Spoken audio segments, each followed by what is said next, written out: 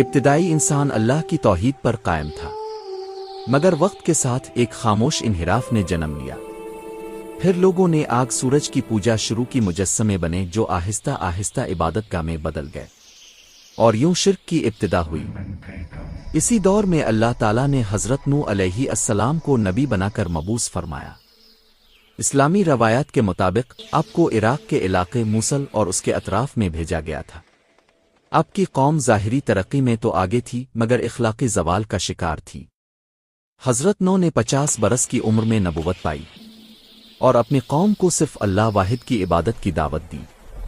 حضرت نوح نے 950 سال دن رات تبلیغ کی، مگر بہت کم لوگ ہی ایمان لائے۔ اپنے فرمایا، اللہ کے سوائے کسی کو معبود نہ بناؤ ورنہ تم پر دردناک عذاب آ جائے گا۔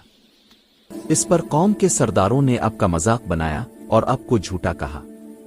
بالآخر اللہ کا فیصلہ آ گیا۔ حضرت نوح کو وحی کے ذریعے بتایا گیا کہ اب اس قوم میں سے کوئی اور ایمان نہیں لائے گا اور ایک عظیم عذاب آنے والا ہے۔ حضرت نوح علیہ السلام نے اللہ کے حکم سے ایک عظیم کشتی بنانا شروع کی۔ یہ کشتی محض لکڑی کا ڈھانچہ نہیں تھی، بلکہ ایمان والوں کی آخری پناہ گاہ تھی۔ حضرت نوح نے ایمان لانے والوں کو کشتی میں سوار کیا اور اللہ کے حکم سے ہر جانور کے ایک ایک جوڑے کو بھی کشتی میں جگہ دی۔ پھر وہ لمحہ آ پہنچا جس کا وعدہ کیا گیا تھا۔ آسمان سے موسلا دھار بارش برسنے لگی، زمین سے پانی کے چشمے پھوٹ پڑے، ہر طرف پانی ہی پانی تھا۔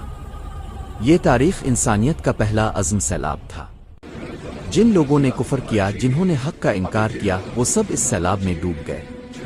یہ سیلاب 6 ماہ تک جاری رہا، خود کہ حضرت نوح کا اپنا بیٹا بھی نجات نہ پا سکا۔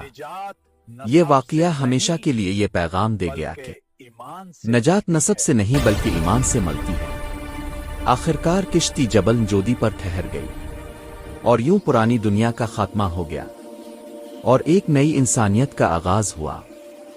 حضرت نوح علیہ السلام کا قصہ ہمیں صبر اور توحید کی یاد دہانی کراتا ہے۔